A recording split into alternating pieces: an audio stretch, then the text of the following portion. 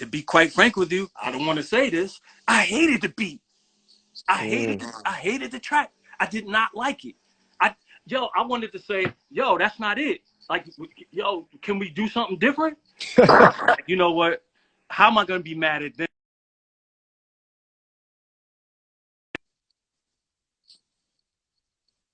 Then he was just like, yo, what about if we do a remix to Holy One? And I should have just let them do a remix to the original vocals. But instead, in that Ghetto's Been Good to Me attitude, I went and did the vocals, and I hated them. I hated the vocals. I hated them. I ain't gonna lie. So to add insult to injury for that album, even though some people love that album, some people don't.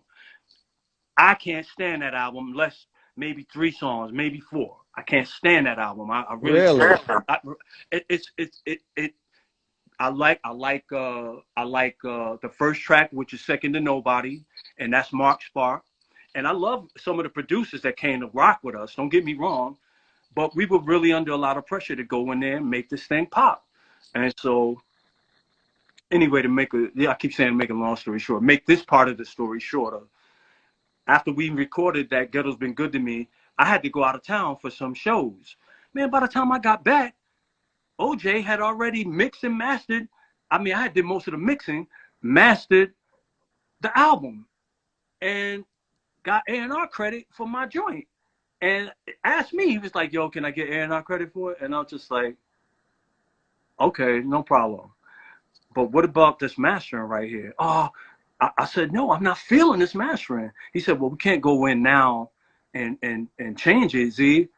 I can't stand the mastering. I can't, like, and maybe that's just the artist in me, man. Like, because if I was here, everything would have at least sonically sounded like Holy One, because we won with that. There's nothing that sounds like that record.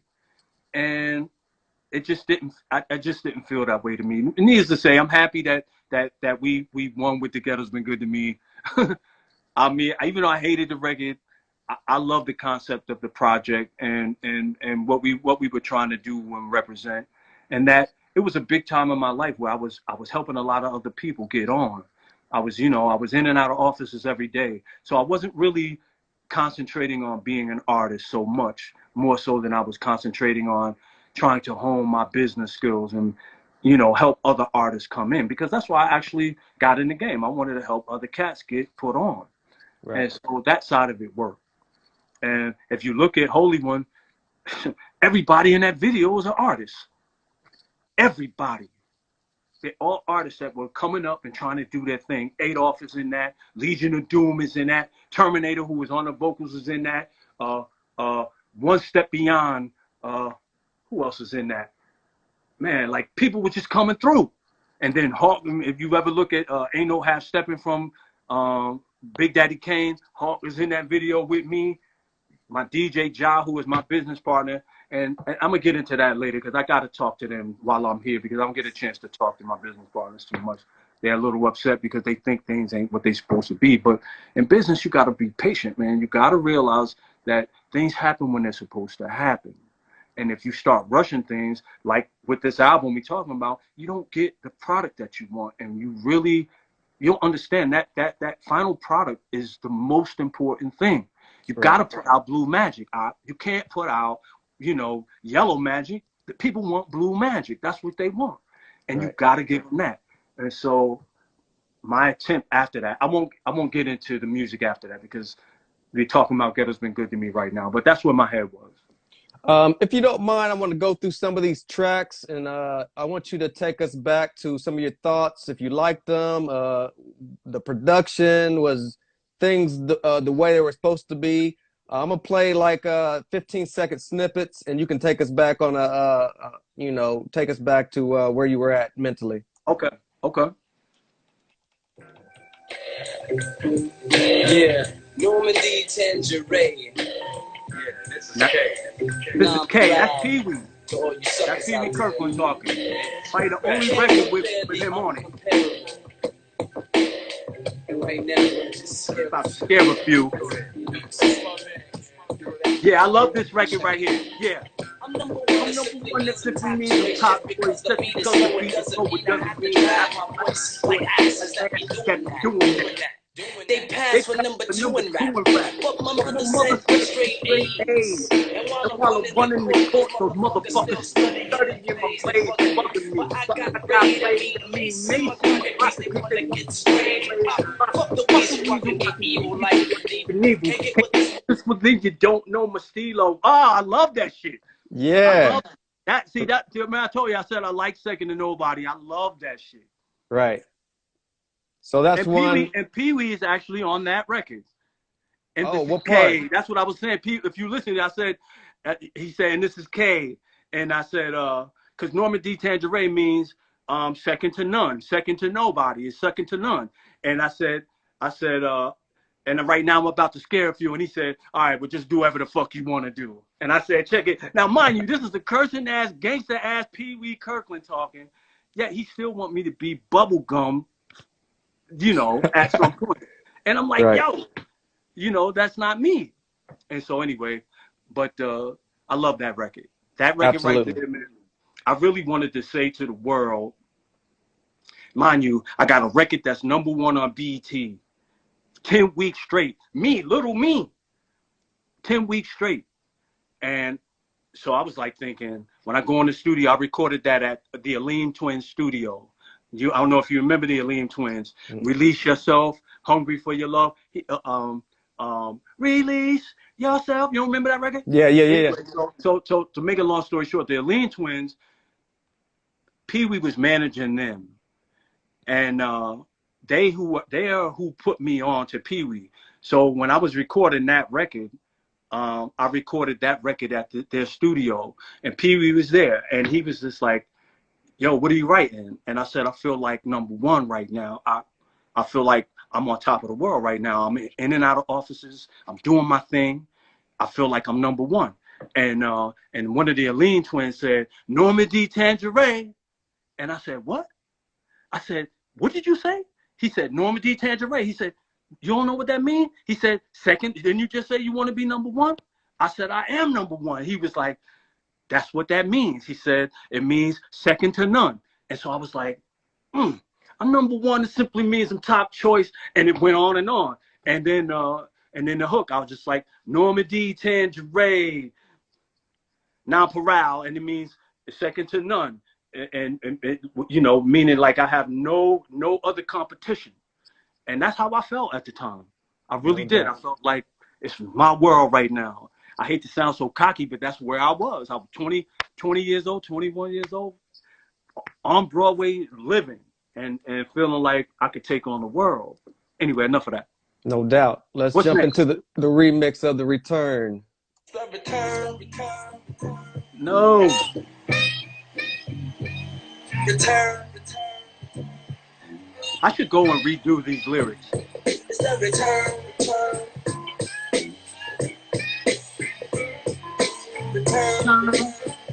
Can you stop it before the lyrics come in? Yeah. It's the return of the Holy One. Return of. No. The beat is dope. Tone and Poke, that's track masters on the beat. They didn't even want to take credit for it at first. At first, they were just like, hey, we're going to throw you this beat, and we don't even want to take credit for it. I was like, all right, whatever. But they wanted to take credit for the Ghetto's Been Good to Me. They didn't know I was going to make that the title track. And really, that was Pee Wee again. Like, he's just like, hey, yeah. No. Anyway, so they did it. They said, yo, why don't you go do the lyrics over? And that was the mistake, because I was in that Ghetto's Been Good to Me mood, and the lyrics, they kind of have that feel. And I should have waited. Or just said, hey, if you want to do a remix to the original lyrics. And I would have loved that record because the beat is actually cool. I like the track. So you don't like the lyrics to this one? No, I love the lyrics themselves. Right. I don't like the sound of the lyrics. I don't like the energy, the vibration of the lyrics. I mean, look, I'm deaf now, right? Didn't know. I got hearing aids in right this second. I had hearing aids in when we had our first interview. Oh, wow. Everything I do is about vibration. And if it don't vibrate, like had I been here when they were mastering my project while I wasn't here, that wouldn't have been on an album. Not like that. Wow. Let's jump into the Barbershop. Another one you say, and I. Hey, yo, John, check this out, man. I'm gonna go around the corner to the barbershop. That's New Child talking in the background. You know what I'm saying?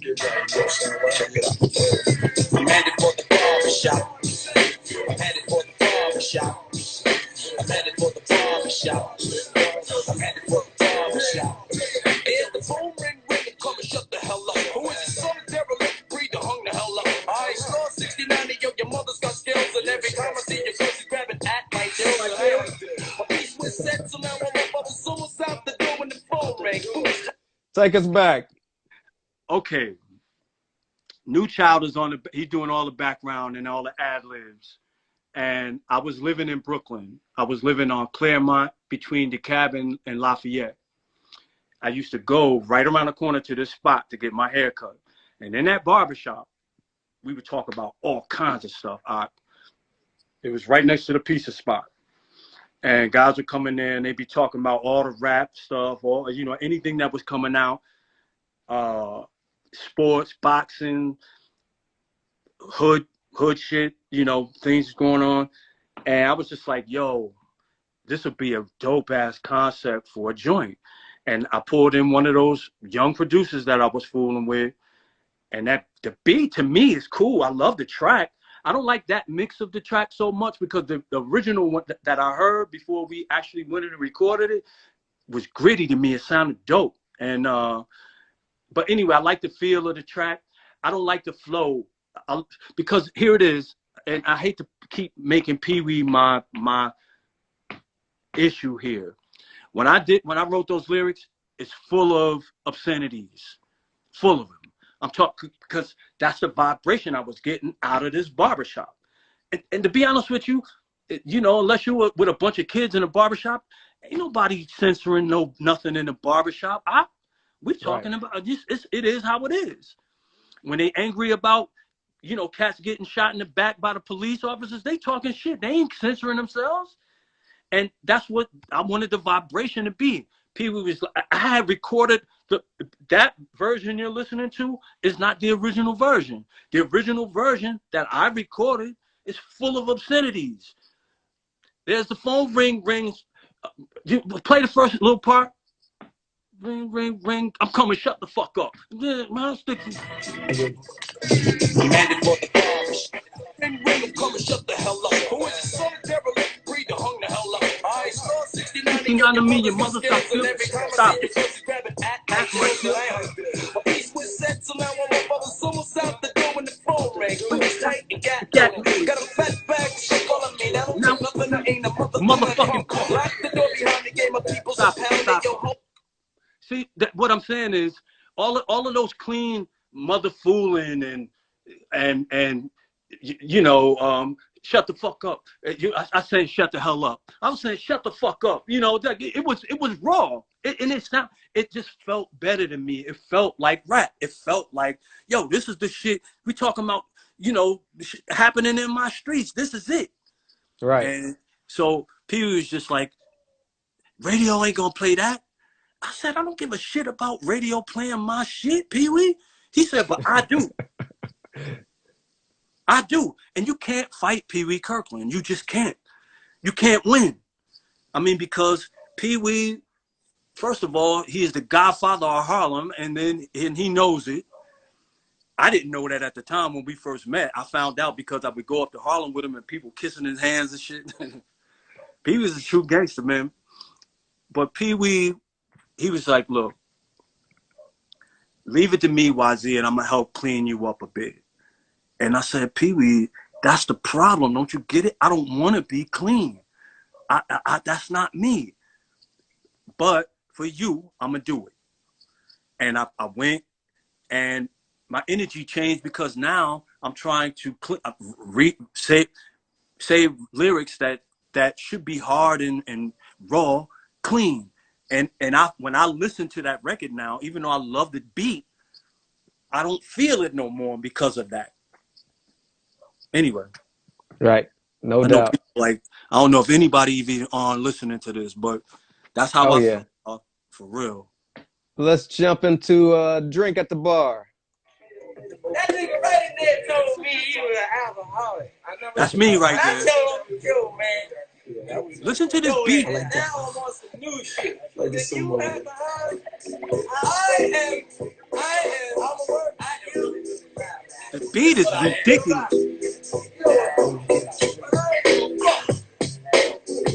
Excuse me, mom, I didn't mean it.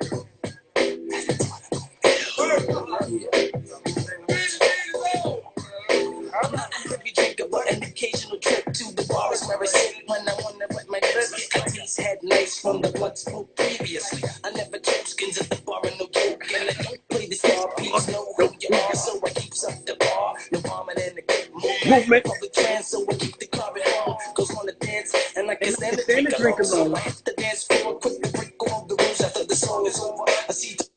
What do you Yeah, think? okay. Okay. All right. Is it growing on you 27 years later? To be honest with you, I see it's not beat selections that I'm upset with, because I love the tracks.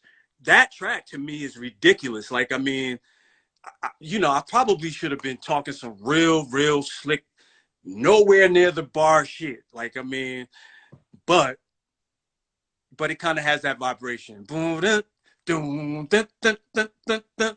And I'm just thinking like, you know, what I might do, man? You're gonna have me go in and rewrite lyrics to that album. That's what I'm gonna end up doing.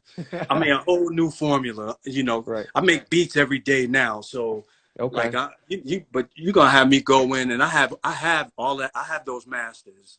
Those masters belong to me. So I have all that album right there. I have every track. So As a matter of fact, I have all of those in my basement right now. But anyway, so to make a long story short, that just in the vein, like you notice, it comes right after Barbershop, right. drink at the bar, same thing. Except at the time, because I don't drink alcohol. Right. But at the time, every now and again, I would get a Beck's or something, or a Heineken, just to chill with the fellas or whatever. We out and doing whatever, and so I wanted to make sure that I got that across, that I'm not like into this. I'm not really trying to co-sign drinking, but being at the bar can be funny. And so if you notice, like, the voices in the front, they're kind of joking and snapping. Like, if you listen to the lyrics, everything is joking, like snapping at the folks throwing up and acting up at the bar and shit. And when I listened to it, it was kind of fun right then. When you played it just now, it sounded fun to me. Right. Um, you got to remember, this is like '92, right? Right. And when I did Holy One, right? When I listened to Holy One in my mind, and even when I listen to it now, I was spot on where I wanted to be as an artist after I heard it. Other people, when they heard it, they heard grittiness, like Onyx grittiness, even though Onyx wasn't around just yet, because they came after. But if you listen to that flow, I'm not a heavy drinker, that all of that kind of reminds me of that. And I wish I would have just slowed down. If hindsight 2020, age, man, and wisdom is something else. Like, you can't buy that. You got to wait for it. And I just think that because we were under a lot of pressure, really trying to get the album done, it was rushed. And had I had a little more time to really think about it, the beat was screaming. I love it.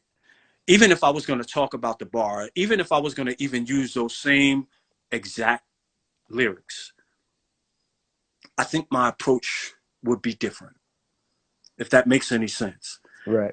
Because I should have stuck to my guns, and no matter what the song was, it should have still been in the vein of Holy One, because then the album would have felt like it was tied together. When I listen to that album, it feels like it's all over the place, and I don't like that. Gotcha. Let's jump into the title track. So far, the girl's been good to me.